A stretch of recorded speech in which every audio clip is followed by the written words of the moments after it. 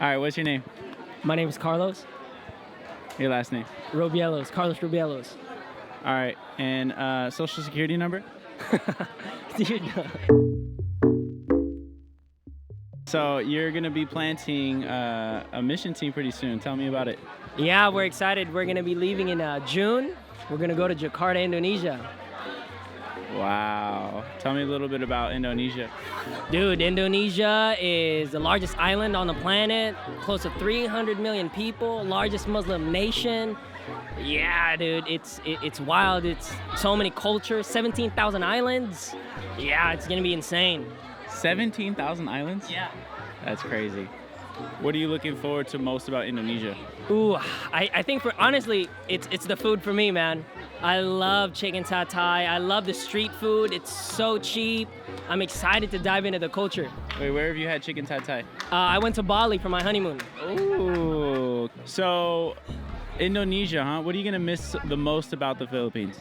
Ooh, I would say probably the ease of life, because I'm Filipino, so I speak the language. I know how to get around. That's not gonna be the same in a brand new country, new culture. So I think missing the language, missing the people, the culture, yeah, I'm gonna miss that one. The ease of life, huh? So you think I got it pretty hard right now? What are you looking forward to most being on a mission team? Ooh, Or how about leading a mission team? yeah, I'm very excited because You never planted a church before, right? never, first time. Wow. Yeah, so I'm excited to it's gonna be just on the ground. It's just me and 13 people. I've never experienced that. And, I've heard about it, I've read about it, but now it's time to apply. I feel like I'm like in a bow and arrow. I'm being pulled back, and now it's time to go. So that I'm excited to see it like that from a small mission team and then becoming a large church. So that's gonna be exciting. What would you say is one of your fears about going on this mission team? Ooh, I think, well, it's a large Muslim nation, and so I know it's. You could die? Yeah, You could get killed, for sure, murdered, for sure. head chopped off? Martyred. Yeah. Wow. There's like an island there. It's called Aceh, where they still practice Sharia law. So What's that? that's like they can cut people's hands off, heads off. Yeah, it's pretty strict. Some mafia stuff right there. Yeah, it's pretty strict Muslim laws, so that's pretty scary. That's not gonna be an easy church to plant. Okay, so what do you think is gonna be the thing that helps you the most being on a mission team with 13 people? Ooh, I think helping me stay spiritual. Yeah, I Good answer. No, the first thing came to my mind is definitely keeping the relationships that I have, because I've just heard interviewing people that I'll feel alone out there. It's 14 people, it's intimate. So keeping that relationship of my friends here in Manila with Ricky, my friends in LA, other people who are going through the same thing, that's gonna be important for people who can relate to what I'm going through, because I know that being over there, it's gonna be intimate. Really, it's gonna be hard to open up to anyone, so. Yeah, sin will be exposed. One person missing church, it's gonna hurt a little bit more. Right, you'll feel it. Yeah, so relationships are key, huh? Is that from personal experience? Have relationships really helped you just being a disciple out in the Philippines? Oh yeah. When I moved here 5 years ago, it was tough. It was tough readjusting back, because I'm Filipino, but most of my life I grew up in America, so readjusting to be a Filipino again, if that makes sense. So I really needed some relationships abroad and here to help me kind of adjust. And now I feel good about that, but I know moving over there, it's gonna be another kind of restart. So I would need those friendships, either inland, but also outside. Yeah, when I led the mission team to Guam, I realized very quickly I took a lot of the relationships, the staff for granted in LA, because every week you're seeing your friends, you're surrounded by your friends, and being thousands away from your closest friends, and even a church. You have to fight that much harder for your relationships, making an extra effort to call people. So I'll be there for you, bro. Just once every 2 weeks. You know, don't call me more than that. No. How do you think Queenie, your wife, feels about it? Ooh, it's gonna be her first mission team. It's gonna be her first time leaving the country and living somewhere else. So we were talking about it. I know that she's a little nervous, but I know it'll immediately turn to excitement once we get on the ground. Is there rice in Indonesia? Oh, just like the Philippines. All right, so it won't be too bad for her. Yeah, it's gonna be good.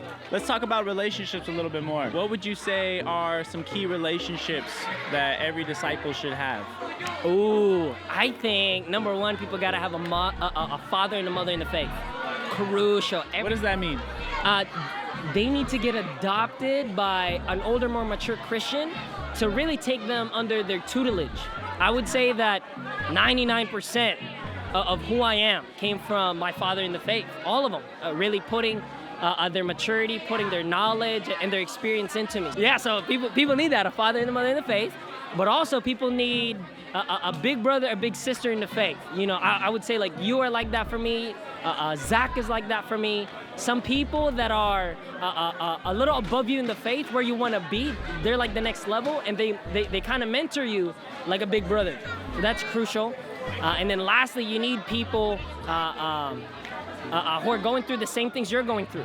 Kind of your peers, people that are feeling the same things you're feeling. Because if not, then you wouldn't have anyone to relate with what you're going through. So I would say those three. Right. Oh, that's key. Those peers. Because you can be a lot more open with them. Yeah. Because sometimes when you get open with your discipler, you can tend to get a little clinical and surgical and careful. But when you're with your friends, when you just gut open, honest, that's important. What are you doing to prepare for Indonesia? Ooh. So the most obvious one is I'm learning the language. Oh yeah, say something. Say you love me. Aku cinta kamu. Oh bro, mahal kita. Yeah, so learning the language. That was good. What else? I'm hungry. I can say like. Where's the bathroom? That's key. That's important. Yeah, I can say di mana bathroom. Di mana bathroom? Yeah, where's the bathroom? I can say like to order food. I can say. Yeah, you get to order food and then where's the bathroom? Yeah, I know how to speak kind of the basic ones, just like that. Like how to say I like milk and I want to order coffee. You like milk? Yeah. You like coffee though, right? Yeah. Why do you like coffee so much? Ooh, I think, I don't know, it just gives me an extra boost. So you like caffeine more than coffee? Yeah, I would say caffeine more than the coffee. You're really into the art of coffee, right? Yeah, I think it's a hobby. It's something. Is it to just get the most caffeine out of your shot? No. Definitely the art. When I'm making coffee, it's for the art. Yeah. Does it require patience? Oh yeah, especially with what I use. What do you use? I use a Flair signature. It takes like 10 minutes to pull out a good shot. One shot. I mean, by 10 minutes, you're probably awake by that point. And if Queenie, my wife, wants another shot, 20. Oh my God. That's why you wake up earlier before her, huh? Hey, man. You trying to sneak in that shot before she wakes up. She's like, hey, can you make me want to, hey, man, this one's for you. This shot's for you. From the bed, too. Are you making coffee?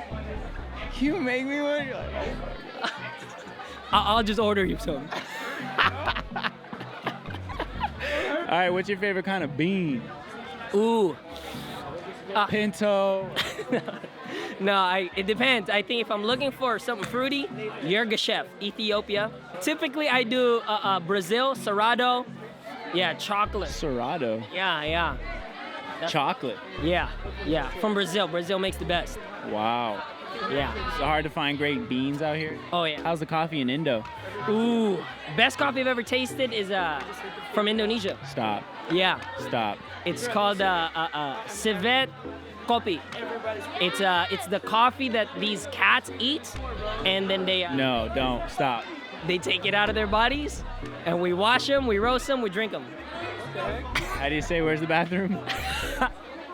That's disgusting. It better be good. Don't knock it till you try it. Don't hate it till you ate it. What got you into coffee? Did you not like coffee at first? No. Did it start with frappuccinos? No. I've loved coffee since I was like 4 or 5. What?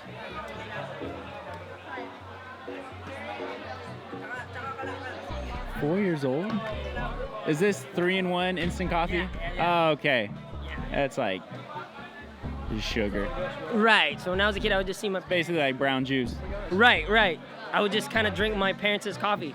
But then I didn't really fall in love with it until freshman year in high school, where I was studying geometry first period. You can't stay awake for that one. So I started drinking coffee, and then helped me ever since. I don't think I started drinking coffee until I was in college. Started with frappuccinos, just didn't like the bitterness, but now I prefer the bitterness. Yeah. I started with creamer as well, but now I'm a man. I just drink it black. Got some more hair in your chest? Just like 1 or 2. Nice. Let's talk about quiet times. Yeah. Ooh, you like quiet times, huh? Okay. All right. What is a really good quiet time for you? Ooh, I have a little routine that I do. It starts with 10 minutes making coffee. It does. It starts with like 10 minutes of making coffee. 20 when cleaning. Yeah, 20, right? 20 when you guys are doing good. Used to be 10, now it's 20. Hey, man. Okay. Yeah. All right. So coffee. Yeah. So I Nice pull. Yeah. I drink. What kind of color do you prefer your coffee? Ooh, when I drink a shot from a shot, it's a latte. No, that's too light. A little bit like this. Yeah. Drink my coffee, and then I either listen to a podcast, I learn something as I'm drinking my coffee. The first like hour, I'm reading a book, something, and then once the caffeine kicks in, I have my focus. That's when I really read my Bible. I allot about an hour and a half to read. So I try to read 3 to 4 chapters in the Old Testament, 1 Psalm, about 10 verses of Proverbs. And then when I'm reading a prophet, I throw in a little bit of New Testament to help out right there. After I do that, I read about a chapter of a soapy book. So right now I'm reading 20. What is it? We have 5 hours now? No. So an hour and a half. Okay. And then I spend another 30 minutes praying, really praying. My legs are baking right now. Yours are fine, huh? I'm in the shade. Dude, I'm burning right now. With passion of how fired up I am about your quiet times, man. That sounds awesome. So, a lot of reading, soapy, coffee. What kind of podcast you into? Ooh, sometimes I listen to... Real crime? True crime? No, I listen to a lot of... How to Get Away with Murder? No, leadership, a lot of leadership. Oh, okay. Yeah, leadership, or just... sometimes I listen to a lot of educational ones. You into audiobooks? Not really. Think it's cheating? No, it's just... It sometimes goes so fast. Yeah. And I'm the type of person where I can't have multiple focus. So if I'm listening to it, that's the only thing I got to do. I used to think the same thing, and I just humbled out. It's actually been really helpful. It's amazing books. And I've actually been able to absorb a lot more than I thought I would. Really? Yeah, you can give it a shot. I tried it. I tried it from what you said. So I got this app, Scribd. Oh yeah, you got that? Yeah. So I'm gonna try it out. So far, I mean, I haven't really. You just don't go too fast, and you pause it, take the note, play it. Right. Or then you hit the back button, it goes back 30 seconds. You just hear it again. I'm actually pretty impressed. I gotta check that out. All right. So, what is a bad quiet time for you? Ooh, bad. Definitely when you're rushing. Like, oh, I'm out of time. I don't have that 2 hours. I only got 30 minutes, an hour. And then it's like I have to rush to read. I have to rush my prayer. Whenever I feel like I'm rushing and I'm not really connecting, I'm just doing it for the sake of checking it on a box. That's never a good quiet time. So what happens if that? What happens? What do you do if that happens? Sometimes when I'm in a rush, something comes up. I wake up late, or something comes up. I try to either pray more, read more. Like sometimes it's staff. I gotta get to staff early. I really don't have time to really just pray and meditate, so I do it at night. Yeah. We won't go to hell if we have our quiet time in the night, right? No, not at all. I think about Jesus, in Mark chapter 5. It was like that. It was like, all right, let's go ahead. Let's take some rest. And then right before they were going to rest, the 5,000 came. They had to feed the 5,000. So They served, they fed the 5,000. That night, it says Jesus went all night praying. And so no one's gonna go to hell, you know, my routine changed, whatever. So if that happens, I just pray at night. Just make sure you have a great quiet time before you go to bed. Yeah, I like it. I never go a day without having some time to pray. Ooh, I never go a day. Pray it out, pray it out. All right. So, what advice would you have for all the disciples out there? Some practicals that they could do if they're not having good quiet times, or if they're rushing, you know, they're sleeping in, whatever. Yeah, I think that you gotta start with a good routine. The only way you can get out of that kind of downward spiral, you gotta get a good routine on. If you feel like you're waking up late, you gotta wake up earlier. So sleep earlier makes you wake up earlier. When you wake up earlier, Facts. you got all that time. Like no one's bothering you, no one's messaging you. Perfect time to pray. I would say you gotta learn how to sleep earlier so you can wake up earlier. That's the number one. Get your good time on. Love it. Love it. Well, thank you so much. Really excited for your mission team. You're gonna have a lot of fun. Yeah, I'm excited. It's gonna be a lot of fun. Well, thank you for tuning in. This is Carlos Robielos. Catch him at the Pack Rim 2023, June, the weekend of the 9th to the 11th. Somewhere around that date. Get your tickets now. We'll see you there, and we'll be able to send off our dear brother here to Indonesia, Jakarta, Indonesia. Any final words to a new disciple out there? Stay faithful, read your Bible, everything's gonna be okay. Amen. There you have it.